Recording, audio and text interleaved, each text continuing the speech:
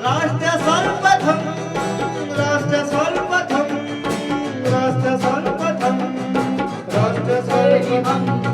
राष्ट्र सर्वप्रथम की बात ललित सुमन के साथ कार्यक्रम में आपका स्वागत है। केंद्रीय मंत्री अनुराग ठाकुर ने संसद सत्र से पहले मीडिया से वार्ता की। इस दौरान उन्होंने कहा कि ईमानदार नेतृत्व के कारण एंटी इनकम्बेंसी इस बार नहीं दिखी और मजबूत संगठन के दम पर 4 राज्यों में बीजेपी ने जीत दर्ज की है। नरेंद्र मोदी जी का नेतृत्व, विकास, गरीब कल्याण,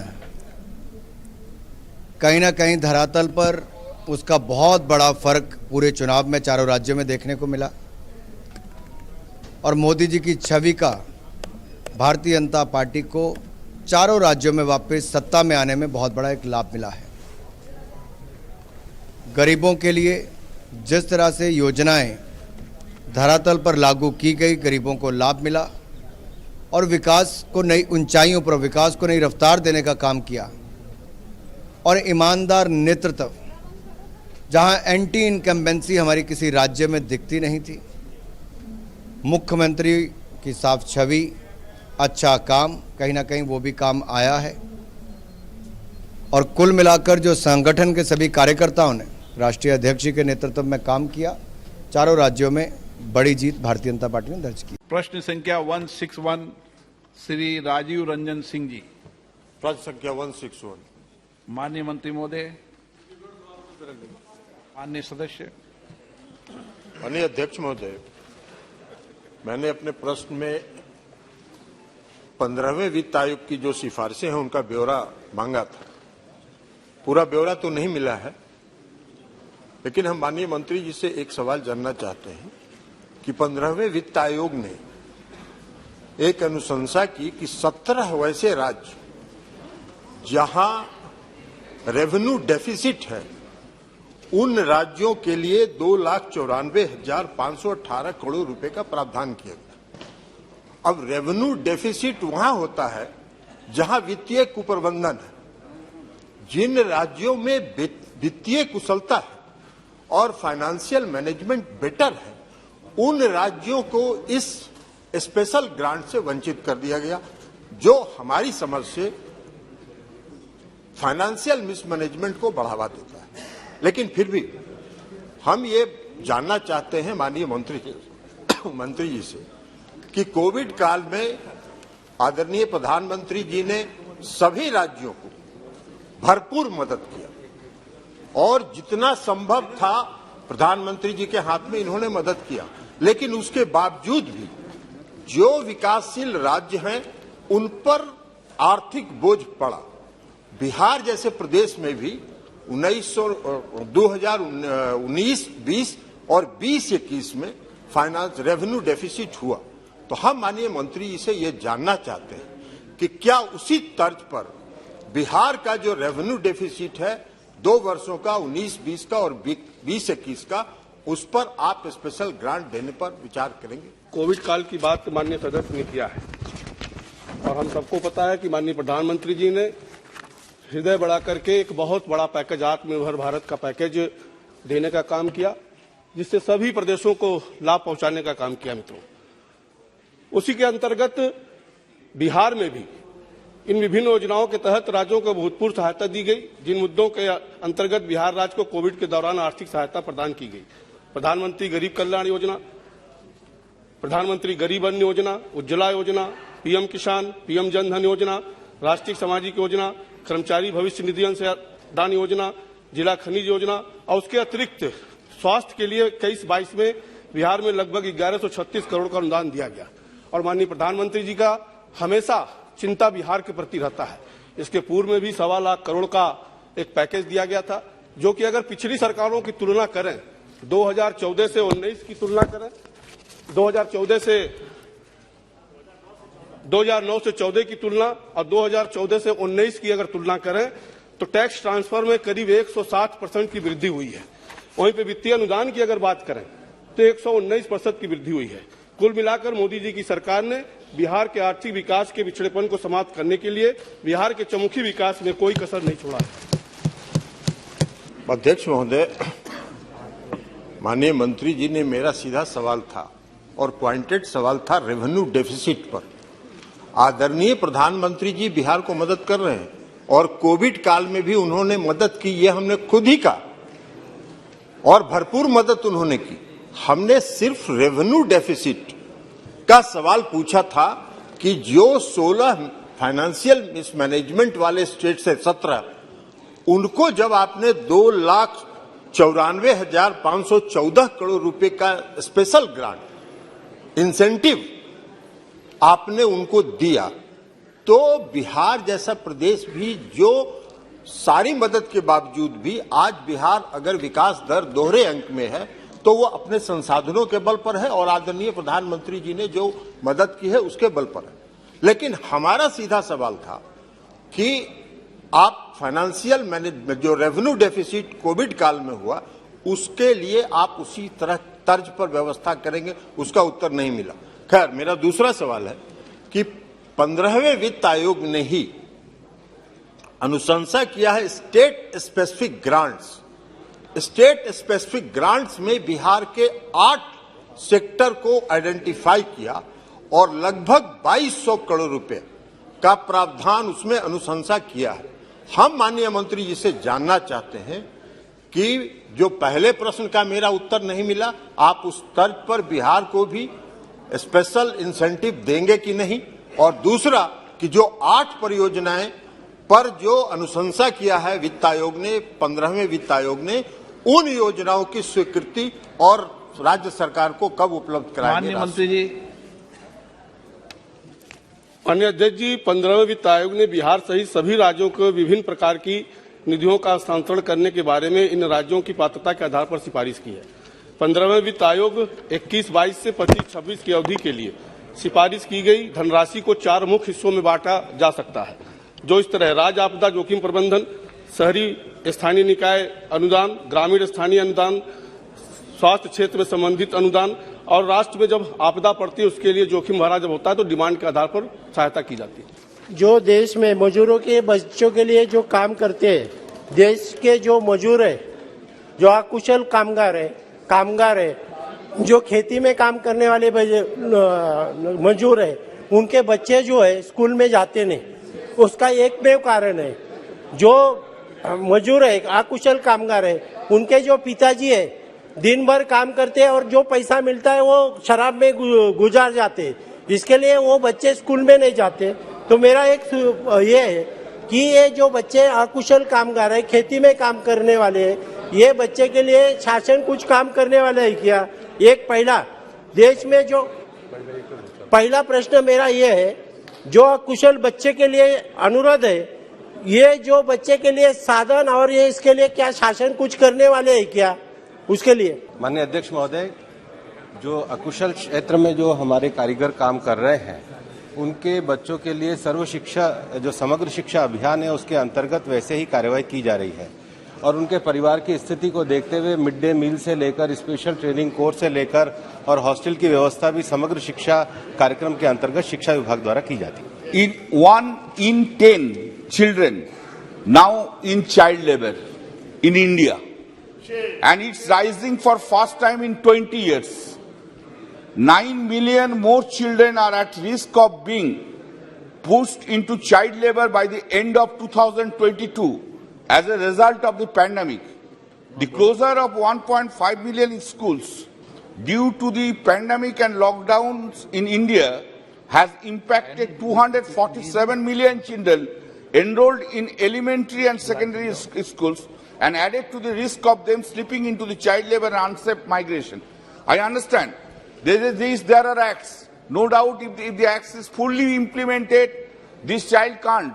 But this child also needs a livelihood, at least child's parents. Now, what is this scheme? What you want to do? Either if you want to stop the child labor and they should not go to the job at all, then you have to give a substitute things to that family.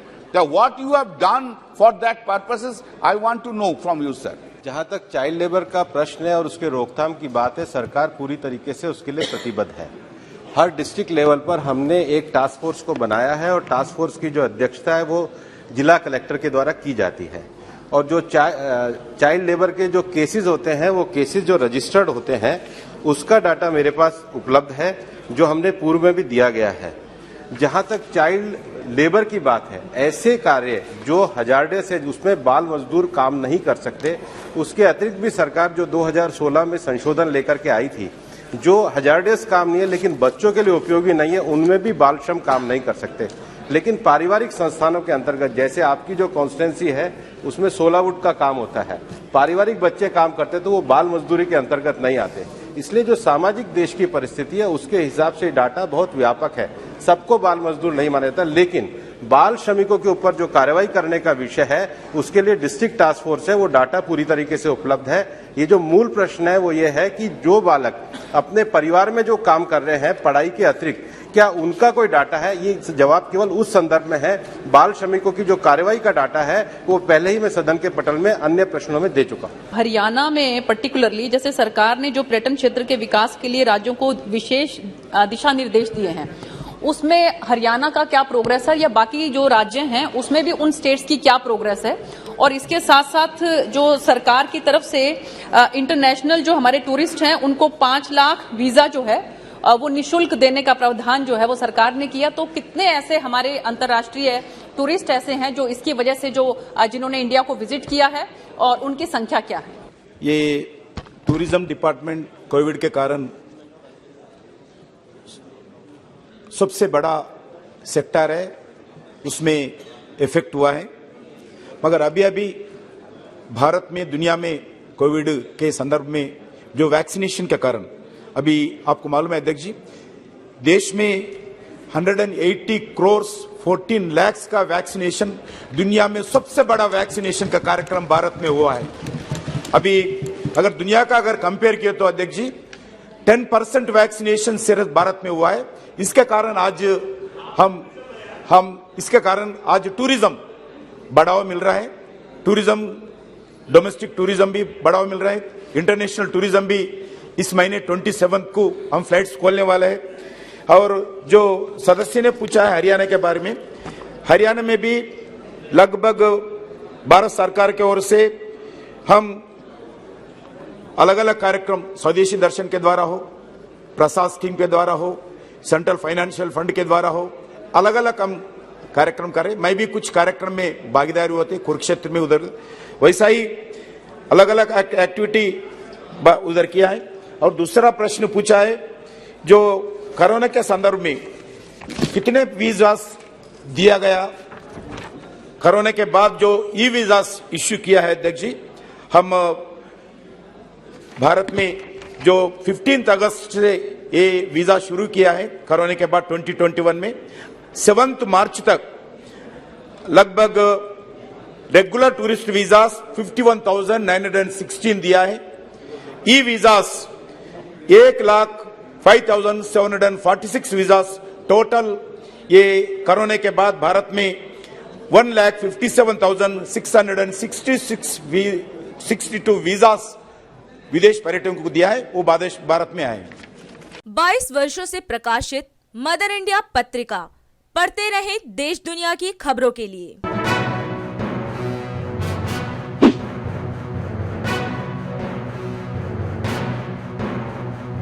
26वें वर्ष में आपके लोकप्रिय समाचार पत्र India दर्पण का प्रवेश। आप देखते रहें अपने क्षेत्र की खबरें।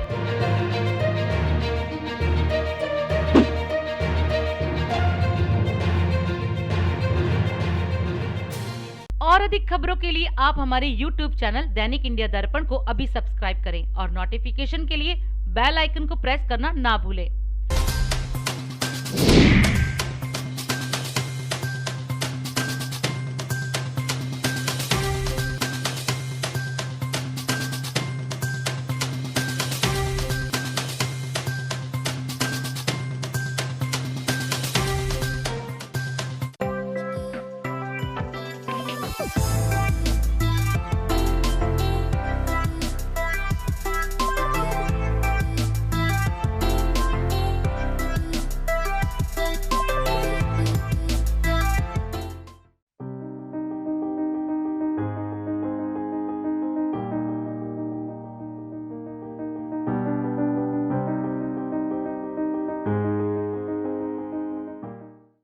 पंजाब के होने वाले मुख्यमंत्री भगवंत मान ने जनता के नाम अपने संदेश को जारी किया। इस अवसर पर उन्होंने 16 मार्च को सभी से शपथ ग्रहण समारोह में भाग लेने का आग्रह किया। उन्होंने इस अवसर पर शहीद आजम भगत सिंह को श्रद्धांजलि देने के लिए जनता से पीली पगड़ी या पीले वस्त्र पहनकर आने का आह्वान भी किया।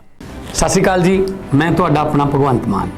16 मार्च 2022 दिन बुधवार ਨੂੰ शहीद आजम भगत सिंह ਦੇ ਜੱਦੀ ਪਿੰਡ ਖਟਕੜ ਕਲਾਂ ਵਿਖੇ ਪੰਜਾਬ ਦੇ ਮੁੱਖ ਮੰਤਰੀ ਦਾ ਸਹੁੰ ਚੁੱਕ ਸਮਾਗਮ ਹੋਊਗਾ। ਸਿਰਫ ਮੈਂ ਨਹੀਂ ਬਲਕਿ ਮੇਰੇ ਨਾਲ ਪੰਜਾਬ ਦੇ 3 ਕਰੋੜ ਲੋਕ ਉਹ ਵੀ ਮੁੱਖ ਮੰਤਰੀ ਦੀ ਸਹੁੰ ਚੁੱਕਣਗੇ। ਅਸੀਂ ਸਭ ਨੇ ਮਿਲ ਕੇ ਭਗਤ ਸਿੰਘ ਦੇ ਸੁਪਨਿਆਂ ਨੂੰ ਪੂਰਾ ਕਰਨਾ ਹੈ। ਇਸ 16 ਤਰੀਕ ਨੂੰ ਅਸੀਂ ਉਹਨਾਂ ਦੀ ਸੋਚ ਨੂੰ ਅਮਲੀ ਰੂਪ ਦੇਵਾਂਗੇ। ਮੈਂ ਇਕੱਲਾ ਮੁੱਖ ਮੰਤਰੀ ਨਹੀਂ ਬਣਿਆ, ਤੁਸੀਂ ਸਾਰੇ ਪੰਜਾਬ ਦੇ ਲੋਕ ਮੇਰੇ ਨਾਲ ਮੁੱਖ ਮੰਤਰੀ ਬਣੇ। ਇਹ ਸਰਕਾਰ ਤੁਹਾਡੀ ਸਭ ਦੀ ਸਰਕਾਰ ਹੋਊਗੀ, ਤੁਹਾਡੀ ਆਪਣੀ ਸਰਕਾਰ ਹੋਊਗੀ। ਇਸ ਕਰਕੇ ਮੈਂ ਬੇਨਤੀ ਕਰਦਾ ਕਿ ਆਪਣੇ ਇਸ ਬੇਟੇ ਆਪਣੇ ਭਰਾ ਦਾ ਹੌਸਲਾ ਵਧਾਉਣ ਲਈ 16 ਤਰੀਕ ਨੂੰ ਬੁੱਧਵਾਰ ਨੂੰ ਸਵੇਰੇ 10 ਵਜੇ ਖਟਕੜ ਕਲਾਂ ਜ਼ਰੂਰ ਆਉਣਾ। ਤੇ ਹਾਂ, ਉਸ ਦਿਨ ਮੇਰੇ ਵੀਰ ਦੋਸਤ ਉਹ ਸਿਰ ਤੇ ਬਸੰਤੀ ਰੰਗ ਦੀ ਪੱਗ ਬੰਨਣਾ ਤੇ ਭੈਣਾਂ ਸਿਰ ਤੇ ਬਸੰਤੀ ਰੰਗ ਦਾ ਦੁਪੱਟਾ ਚੁੰਨੀ ਲੈ ਕੇ ਆਉਣਾ ਨਾ ਭੁੱਲਣਾ। ਖਟਕੜ ਕਲਾਂ ਨੂੰ ਉਸ ਦਿਨ ਆਪਾਂ ਬਸੰਤੀ ਰੰਗ ਦੇ ਵਿੱਚ ਰੰਗ ਦੇਣਾ। ਮੈਂ ਤੁਹਾਡਾ ਸਾਰਿਆਂ ਦਾ ਬੇਸਬਰੀ ਨਾਲ ਇੰਤਜ਼ਾਰ ਕਰਾਂ। ਇਨਕਲਾਬ जिंदाबाद। रेडिक्स ब्यूटी और गीतांजलि मेकअप स्टूडियो की ओर से मिस्टर, मिस और मिसेस नॉर्थ इंडिया सौंदर्य प्रतियोगिता और ग्लिट्स आइकन अवार्ड का 14 मार्च सोमवार को नई दिल्ली में आयोजन किया गया। इस प्रतियोगिता के दौरान देश प्रदेश के कई युवाओं ने हिस्सा लिया और अपनी खूबसूरती का जलवा बिखेरा, साथ ही बुद्धिमत्ता और कौशल का भी परिचय दिया। कार्यक्रम के दौरान विशेष अतिथि के तौर पर बॉलीवुड अभिनेत्री भाग्यश्री और टीवी अदाकारा सोनिया शर्मा भी आमंत्रित रही।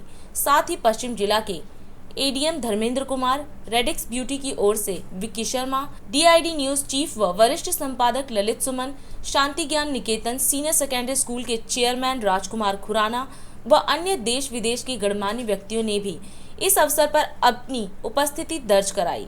क्या हुआ हुनर और सौंदर्य के इस समागम में, देखें डीआईडी की खास report.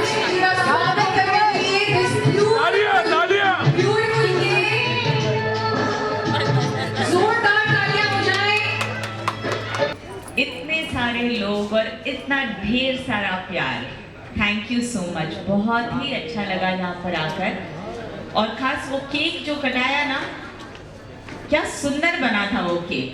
So whoever's made the cake, what is it? Raj Bakers, right?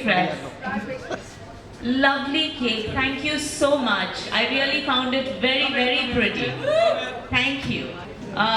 आप सब लोग बहुत उत्सुक होंगे आपके अवार्ड्स भी रिसीव करने को, तो हम प्रोग्राम जल्द से जल्द शुरू करें। Alright, thank you so much for having me and wish you all the very best.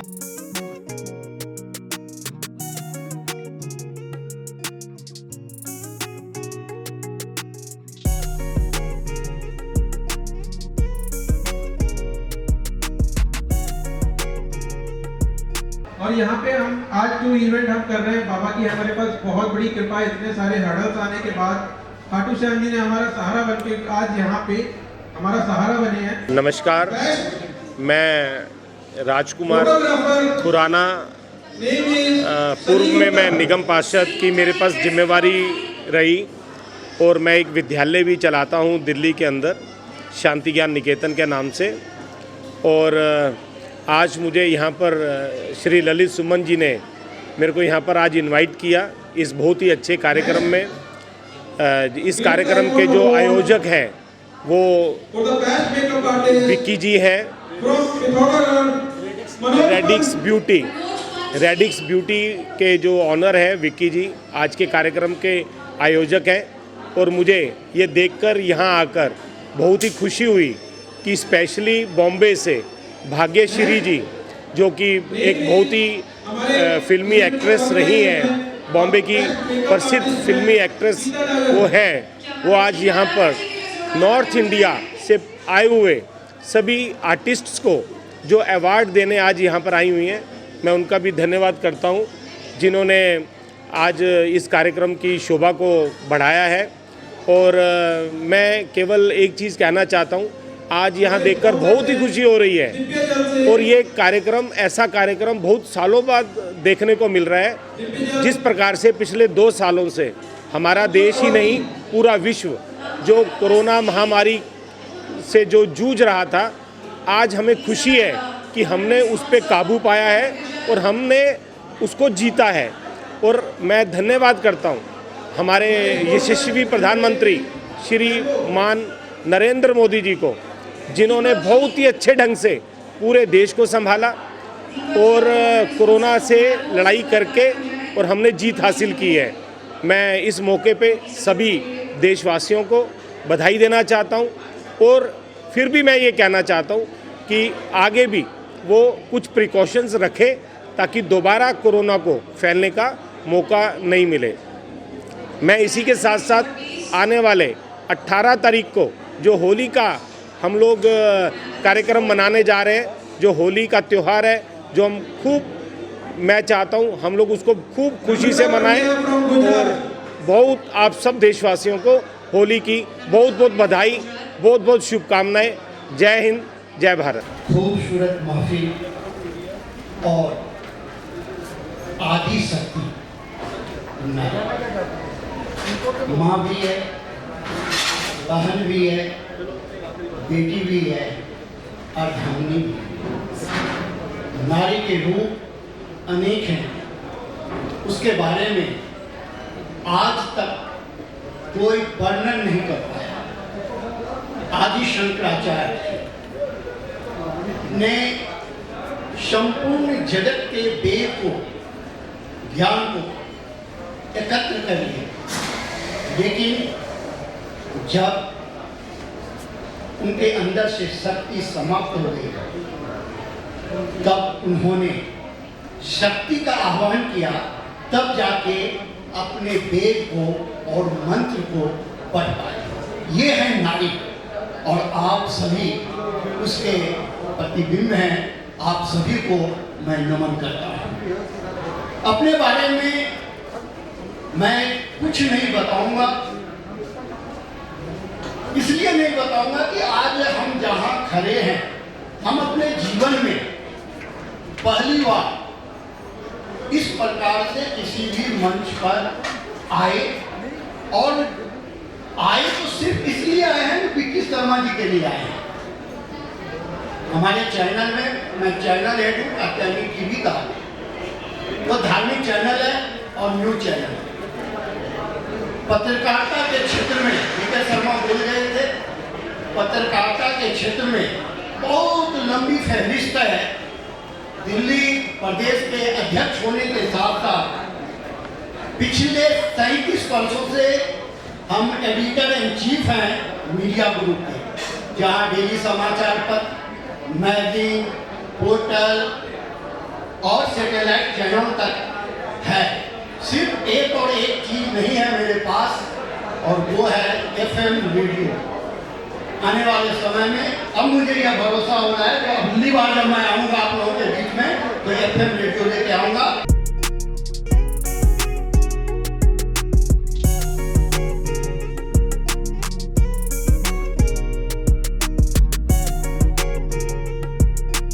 So hello guys, this is Naina Chauhan. So finally आज हम दिल्ली से कंपटीशन जो था रेडिस ब्यूटी एसोसिएशन की तरफ से, वहाँ पे हमारे जीपी नैना मेकर्स के एकेडमी से first winner and second runner up. So I am so happy. आज हमारे बच्चों ने नाम रोशन कर दिया और मैं थैंक यू बोलना चाहूँगी रेडिस ब्यूटी एसोसिएशन को, जो उन्होंने हमें ये प्लेटफॉर्म दिया। आई am so happy. Hi, my name is Divya Negi and मैं दिल्ली से ही हूँ। ये जो आज का लुक है रानी पद्मावती का, ये लुक मैं बहुत पहले से चाहती थी कि मेरे ऊपर हो, तो आज मैम ने ये लुक किया, मुझे पहले से बहुत खुशी हो गई थी। मुझे तो बहुत अच्छा लग रहा है, वर्ड्स कम पड़ गए हैं। मैं पहली बार ऐसे शो में आई और आज विनर फर्स्ट, तो मुझे बहुत अच्छा लग रहा है। मैं तो स्पीचलेस हूँ। मीन्स मैंने फाइनली रो दी थी 5 मिनट वाली, बिकॉज ये लेट आए थे। सो मैंने रो दी थी, बट पेशेंस था कि मैं कर लूँगी। बट इन्होंने बहुत कोऑपरेट किए मुझे, इनको जैसे बोले वैसे रहे ये, और मैं हैप्पी हूँ कि मुझे मेरे मॉडल्स मिले। और मैं नागपुर से बिलोंग करती हूँ। मेरा नाम करिश्मा भिवगड़े है। जीपी नैना मेकओवर से हूँ मैं। और मेरा मेकअप आर्टिस्ट मेरा ड्रीम था और धीरे धीरे वो मेरा पूरा हो रहा है, तो मैं बहुत ज़्यादा खुश हूँ। जब मैंने फर्स्ट खुद को रेडी देखा था ना मिरर में, मैंने कहा आज कोई भी विनर हो, मुझे तो यही लुक लग रहा है सबसे अच्छा।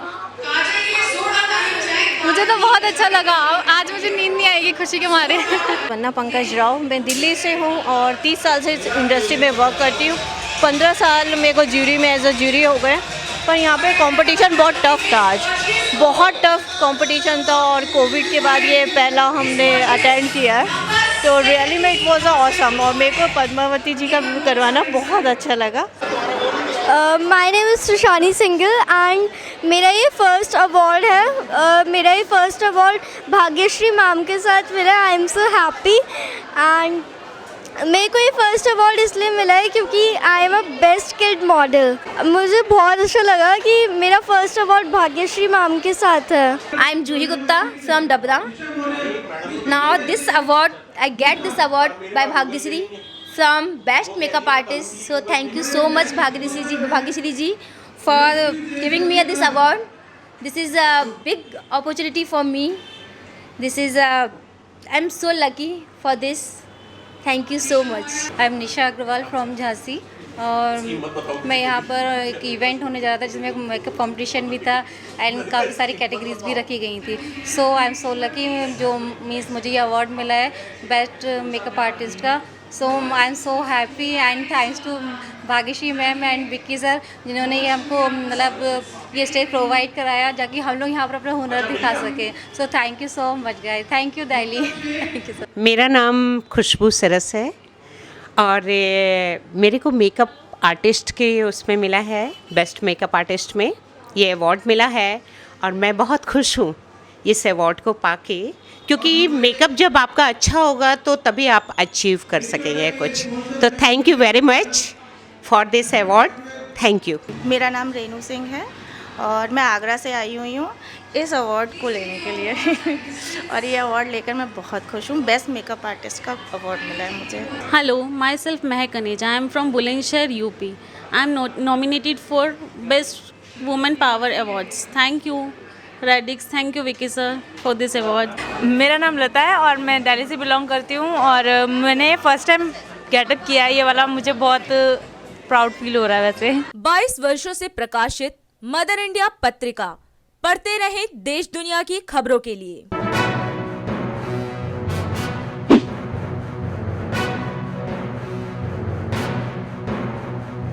छब्बीसवें वर्ष में आपके लोकप्रिय समाचार पत्र इंडिया दर्पण का प्रवेश। आप देखते रहे अपने क्षेत्र की खबरें।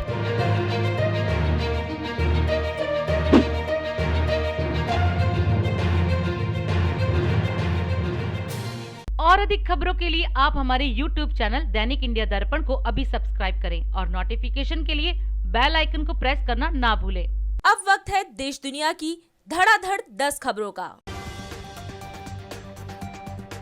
मोदी के नारों से गूंजा सदन। प्रधानमंत्री मोदी ने भाजपा सांसदों का अभिवादन किया स्वीकार। सीएम योगी ने की राष्ट्रपति रामनाथ कोविंद से मुलाकात। यूपी की नई योजनाओं पर की चर्चा। उमा भारती ने भोपाल से शुरू किया शराबबंदी अभियान। शराब की दुकान में घुसकर तोड़ी बोतलें। सीएम बनने से पहले ही एक्शन में भगवंत मान। राज्य सरकार ने कई वीआईपी और बड़े नेताओं की सरकारी सुरक्षा पर कैंची चला दी। कांग्रेस की संरचनात्मक कमियों को करेंगे दूर। हरीश रावत ने कहा, हमें एकजुट होकर काम करना होगा। पंजाब में हार से कांग्रेस में मची कलह। जाखड़ ने चन्नी को पार्टी के लिए बोझ बताया। सीएम शिवराज एक्शन मोड पर, मंच से पटवारी को किया निलंबित। विश्व रैंकिंग में चौथे स्थान पर काबिज टेनिस स्टार राफेल नडाल 21 मार्च से शुरू होने वाले मियामी ओपन से हटे। नहीं रहे Oscar winning actor William Hurt. Captain America और इनक्रेडिबल हल्क जैसी फिल्मों में किया था काम। मनोज मुंतशिर ने कहा, विवेक अग्निहोत्री को इंडस्ट्री में भुगतना होगा द कश्मीर फाइल्स बनाने का खामियाजा। राष्ट्र सर्वप्रथम की बात ललित सुमन के साथ कार्यक्रम में हम आज आपसे विदा लेते हैं। राष्ट्र सर्वप्रथम, वंदे मातरम, जाग उठा है भारत। राष्ट्र सर्वप्रथम, राष्ट्र सर्वप्रथम, राष्ट्र सर्वप्रथम, राष्ट्र सर्वप्रथम।